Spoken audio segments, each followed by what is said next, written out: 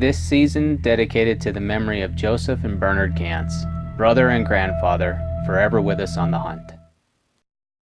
Have you ever dreamt of doing something that would call for you to step outside your comfort zone? Do you have the courage inside to accept that challenge?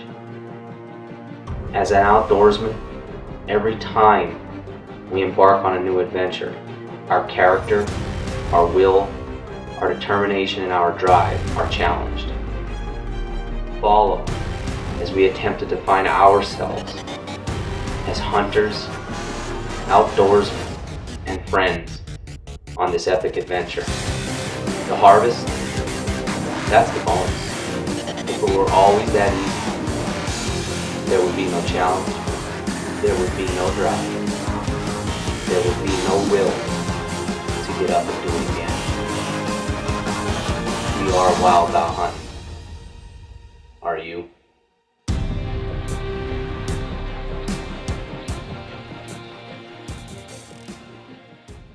This segment brought to you by De Jesus Family Chiropractic, improving lives with chiropractic.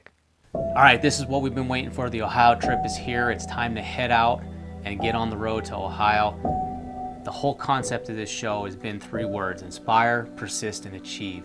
And we've hoped that throughout the first few episodes and all the training and preparation, everything that we've done, we've inspired you to try and do this on your own as well and figure out stepping outside that comfort zone and understanding that you can accomplish something if you just put a little bit of time and effort into it and a little bit of sacrifice. And that's what we've had to do over the last several months in preparing for this day to travel to Ohio and spend 9 to 10 days there pursuing a white-tailed deer, trying to put a deer down on land that we've never seen before, in a state we've never stepped foot in or hunted in before. We're leaving on a Thursday, October 29th. That was the plan. Part of the problem I ran into, or part of the challenge prior to leaving, is that Monday before, we got a phone call and my wife's stepfather died. And that was a complete shock to all of us. We hadn't heard from him in a while, and I got a call, actually tracked down through my service as an ambulance and firefighting. Our local fire chief contacted me and said that the coroner from a county where he lived was trying to get in touch with me because of my wife's stepfather.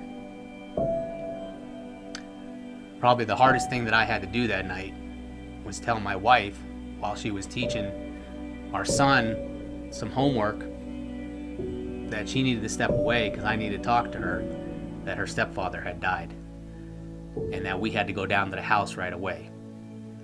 Well, that just put a whole wrench into the whole works, because now the focus was completely off the Ohio trip and it was on family.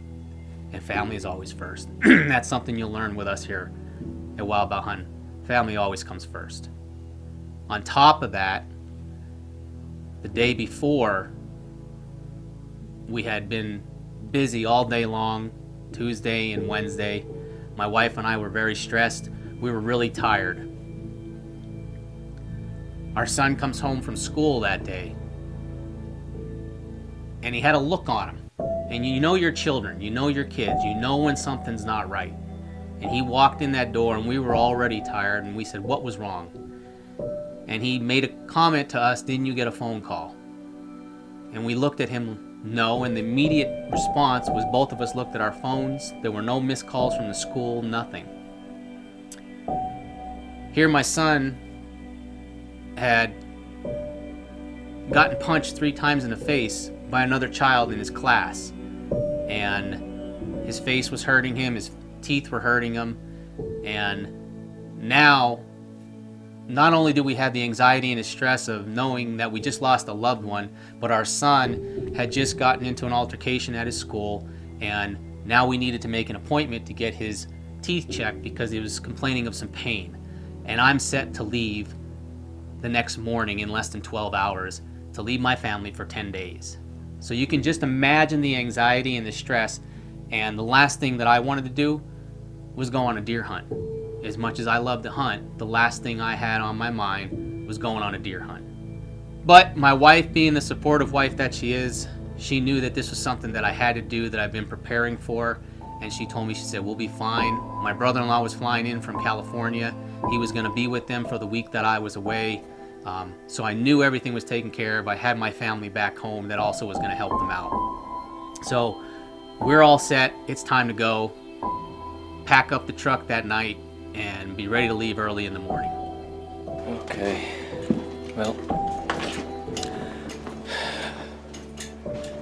I got the truck just about packed. I just gotta fill it up with gas. Oh, I'm so tired. I apologize for the lighting, but as you can see, it's still dark out here. Alright, well, finally on the road after a 20-minute delay at the gas station because pumps weren't working right and wouldn't accept my credit card because it kept saying my billing zip code was not correct. So then I had to go inside, and they have like 2 people working at the gas station. And of course, it's that busy time. I wouldn't be on the interstate at 7. It's 24 after, so it is what it is. On our way to Chillicothe, Ohio, getting ready to hunt big Ohio bucks in Ross County. Stick with us. This segment brought to you by Deer Track Design. From custom decals to state-of-the-art printing, no order's too small. If you can dream it, we can print it. Alright, well, the trip out to Ohio was pretty uneventful. It was long. It was by myself. Made a couple of stops for gas along the way, more coffee. But nonetheless, it was a pretty nice day. Weather was great to travel out. And I arrived at the hotel at the Best Western Adena Inn and met my cameraman there. We walked in, we got ourselves all checked in, got our gear into the room, and then it was off to the woods. Well, it is 4:30. We're on our way to Tar Hollow State Forest to do a little recon scouting real quick here this evening and get some tree stands hung for a morning sit and see how it goes. We also have a camera that we want to put out. So Andrew and I are gonna head out, have a map. Before we left, about a week or so, 2 weeks ago, my brother and I sat down on the computers and the maps that they sent us from the conservation office here in Ohio, and we kind of got an area that we feel might be a good opportunity, surrounded by some agriculture, and the wildlife conservation officer advised a hunt about a quarter mile in off of the agriculture, so we're gonna give that a shot and see what happens. We're here for 9-10 days of hunting, something like that. We're heading home November the 8th, so we got plenty of time to figure these deer out and put one on the ground. So just happy to be headed to the woods and not just trying to drive to a hotel. Okay, well, took a little driving around, but we finally think we found where we want to be. So we are gonna not waste a lot of time. We've got a big ridge to hike through and get up in and do a little bit of scouting and hopefully find some sign in an area that we can hang some tree stands. So my cameraman Andrew and I, we drove out to Tar Hollow State Forest. We had all the maps that my brother David and I had marked up and put our areas on that we had decided that we needed to focus on. We drove around the entire state forest, got familiar with the layout and what it looked like.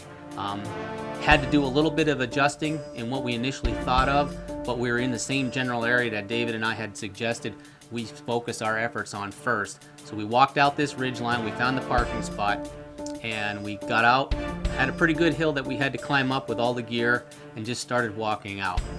We got to this one point on the ridge where we had a hollow down below us, and it was a little bit of a flat, and we found an old wooden tree stand.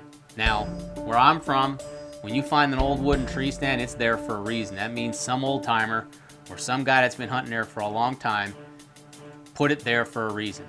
Now, we didn't see a lot of sign, but it was an area where there was a good funnel. It was close to what David and I had looked at on the maps, and we found a good tree. We could see pretty far. We felt this was where we needed to start and at least get ourselves set up for a sit for the morning and see what happens from there. So we got back to the hotel room, and we're hungry, tired, needed to get something to eat. So we opened up our bison cooler, and I've had ice in this cooler since the day before. And one of the things that Bison Coolers takes pride in is they hold ice for 5 days. Well, let me tell you, they held the ice. I couldn't get to the food.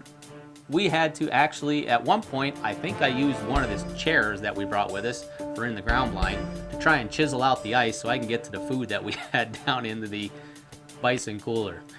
Nonetheless, we did retrieve our dinner for the evening out of the Bison Cooler. We were going to have ourselves some garlic and herb chicken that I had vacuum sealed earlier in the fall, getting ready for the trip to Ohio. And one of the things we were doing is doing it yourself. So we made our makeshift kitchen in the bathroom. Yes, you heard it. In the bathroom with a little George Foreman grill and some microwavable rice, and we were set. So it's what you got to do when you're out there trying to work yourself on a budget and do it yourself. All right, so it's Friday morning, day one, our first sit in Ohio. We get in the truck, we had all our gear packed, drive out to Tar Hollow to the same parking spot, and we walk back up, get up into our tree stand, pretty quiet, didn't spook any deer going in, so that was either good or bad, and got ourselves settled up, secured in the stands, and waited for daylight. We probably sat that morning till about 10:30. We never saw a deer, never heard or seen anybody else. Squirrel here and there, but that was about it. So we decided, climb down, we're gonna leave that set where it's at, and we were gonna go out and do some scouting midday and try and see if we can come up with a better spot for maybe an afternoon. This segment brought to you by Night Star Munitions, family owned and operated, located at 318 Yorktown Drive, Hazleton, Pennsylvania. All right, so it's the morning of day two. We got up, we got really bright and early, got to the parking spot that we wanted to get to. We had probably about a 200-yard walk, maybe a little bit more, to get where we wanted to be. Had to cross this small little creek, which wasn't that bad, and get this ground blind set up, and plenty of time to keep everything calm and sit tight. We had brought breakfast and everything with us so we could sit and eat in the dark. Well, we were pretty optimistic because we had just seen about 5 or 6 deer running through this little ravine, and it kind of funneled them in there, so they had to come through here because it was just thick on both sides of where we were sitting. So we knew these deer traveled through quite often, heading to the food source that we had seen. Good morning, everybody, and happy Halloween. We are set up in our trick or treat muddy ground blind this morning, and it's a little bit cooler than yesterday, which is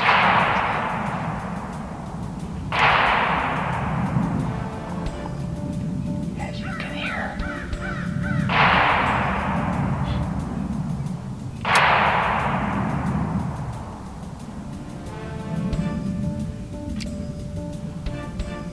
It is the weekend, and we were all excited about coming in here this morning. We scouted this area out yesterday. We actually bounced some deer, found some sign, got in here bright and early, and set the ground blind up. And we've been sitting since it was dark, just relaxing. And as it broke daylight, we have a gentleman that's up to our right here, apparently hunting small game. Sounds like he's got a 22 hunting squirrels. So, par for the course so far. Public land hunting, it's the weekend. People are going to be out enjoying themselves. We can't do anything about it other than just sit back and see what happens. Our plan was to sit here until 9:30, 10 o'clock and head over to another management area that we mapped out yesterday on the computer in the evening. We may be heading there earlier than planned if this gentleman doesn't get his limit squirrels soon. So we'll see what happens, but it's a beautiful morning to be in the woods. That's all we can ask. Maybe a deer will come by and say hello.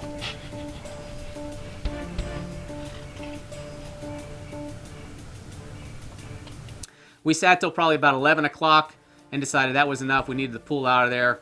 we weren't seeing deer in Tar Hollow, and we needed to go find another location. So we had a second plan in mind, and that was Ross Lake Wildlife Management Area. So our plan was to head over to Ross Lake. There looked like some more agricultural right on the state land that might be more promising than where we were at right now. All right, so we got to Ross Lake, and it wasn't a big area, but there was lots of agriculture. There was standing corn just across the road from where the state land was. There was a big field, looked like it must have been soybean that had been cut, and there was winter wheat growing in it.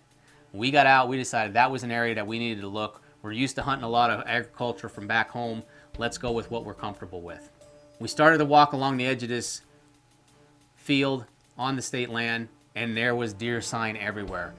A lot of rubs, a lot of scrapes, a lot of deer tracks coming from the thick cover just off the backside of the winter wheat, heading to the corn and back and forth. Okay, well, we got back, we got the ground blind all set up.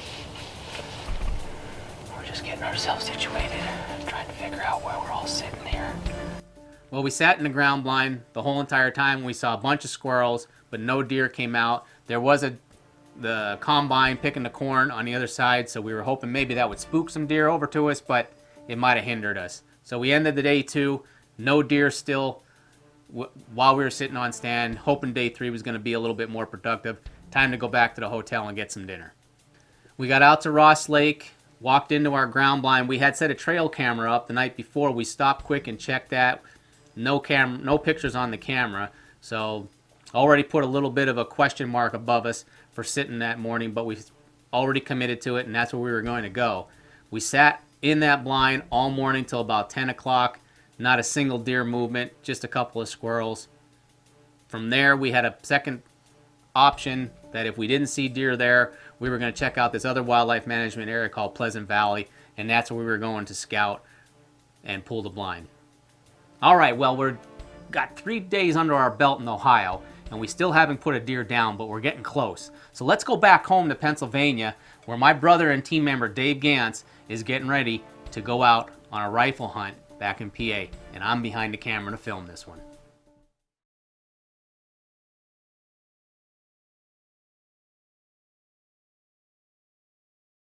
This segment brought to you by Paul's Auto Center, providing emergency roadside assistance and towing 24 hours a day, 7 days a week, serving the Hazleton area for over 30 years. All right, everyone, we're going out for our afternoon hunt. I didn't do too good this morning. Saw one small 5-pointer. We chose to let him go. So we're going to go out this evening, see maybe we can get a shot at a buck. If not, we will take a doe, try to get some meat in the freezer first. So we're going to take a slow walk back here.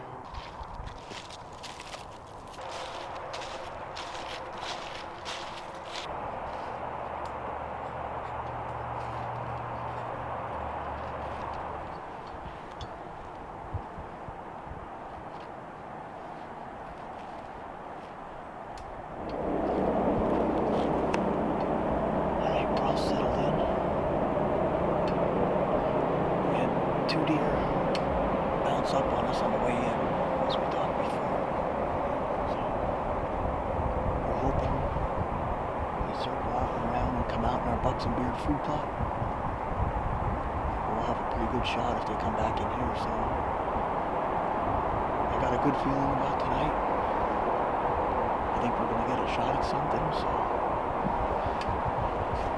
hopefully these deer appear. We can put some meat in the freezer tonight. We're watching the Bucks and Beard food plot.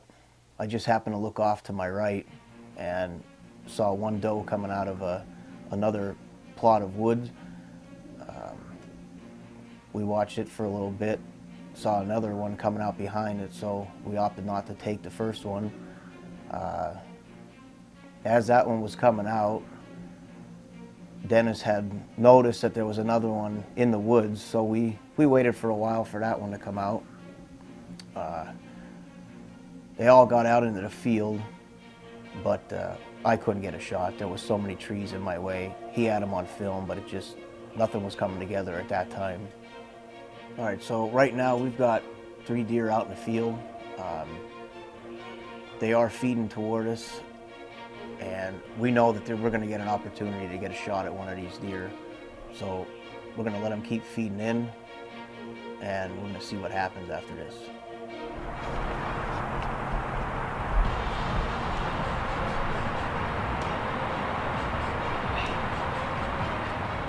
Dennis and I are talking back and forth, trying to make sure he's on the deer that I'm trying to shoot. And it was back and forth for, I'm going to say, probably a good 5 minutes till we got everything to come together on these shots.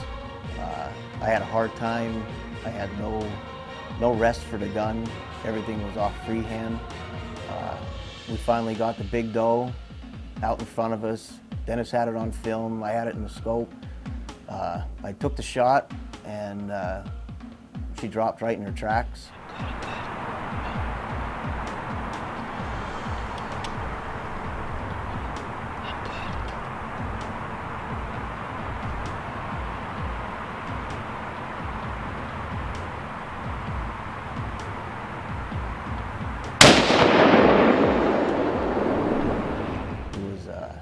It was pretty intense. It was only a doe, but it was a good feeling. We got everything on film. First thing I did is I called my daughter, got her on the phone. She was thrilled. It was a good feeling. Like I said, it was only a doe, but meant a lot to us. Everything came together. It was exciting. It was very exciting.